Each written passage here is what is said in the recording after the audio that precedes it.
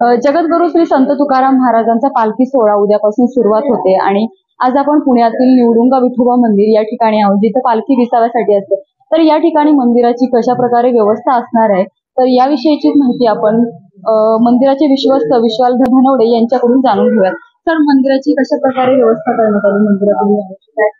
350-400 वर्षापूर्वी जेव्हापासून हा उत्सव चालू झाला तेव्हापासून याच मंदिरामध्ये या ठिकाणी पालखी येत असते आणि या भागातील जे असंख्य नागरिक असतील, या भागातील मंदिरातले कित्येक वर्षाचे विश्वस्त असतील, यांनी मनोभावे या ठिकाणी ज्यावेळेस वारकरी पालखी घेऊन येतात त्यांची सेवा करण्याचं भाग्य त्यांना या ठिकाणी लाभतं आणि असंख्य पुणेकर, लाखो पुणेकर या ठिकाणी या मंदिरामध्ये दर्शनासाठी, पालखीच्या दर्शनासाठी येतात आणि हा एक आनंदाचा क्षण या भागातील नागरिकांसाठी असतो.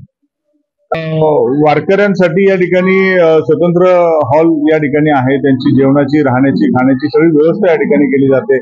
तसेच या ठिकाणी पालखी बरोबर तुम्ही पाहिलं तर या ठिकाणी मधोमध येते, या दोन्ही बाजूनी पुरुष आणि महिला अशी रांग या ठिकाणी उभी त्यांची व्यवस्था केली जाते.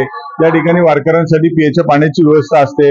मंदिरामध्ये आकर्षक विद्युत रोषणाई या ठिकाणी केली जाते, फुलांची रोषणाई, फुलांचं एक आकर्षक सजावट केली जाते. अशा पद्धतीने या ठिकाणी मंदिराचं काम या ठिकाणी चालू असतं आणि लाखो भाविक या ठिकाणी दर्शनासाठी येतात. यावर्षी किती भाविक येतील असं अंदाज आहे? आमच्या मते साधारण 2 ते 4 लाख भाविक या ठिकाणी मंदिरामध्ये येतील 1-2 दिवसामध्ये, असा आम्हाला अंदाज आहे. पालखीचे यंदाचं किती वर्ष असणार?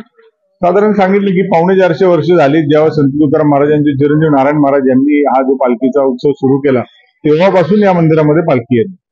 साधारण हे मंदिर पाहिलं तर 800 वर्षापूर्वीचं हे मंदिर आहे. स्वयंभू निवडुंगाच्या झाडाखाली जी मूर्ती सापडली होती त्या मूर्तीचं या ठिकाणी प्राण प्रतिष्ठापना झाली आणि गेली 800 वर्षापासून या मंदिरामध्ये भजन कीर्तन या ठिकाणी होत असतात. स्वतः संत तुकाराम महाराज या मंदिरामध्ये भजन कीर्तनासाठी आलेले आहेत असा इतिहास या ठिकाणी आहे. मामासाहेब दांडेकर असतील असे खूप मोठे मोठे संत या ठिकाणी येऊन गेले, या ठिकाणी कीर्तनं झाली. त्यामुळे या मंदिराला एक वेगळा वारसा आहे आणि पुण्यनगरीतील प्रति पंढरपूर म्हणून या मंदिराची ख्याती आहे.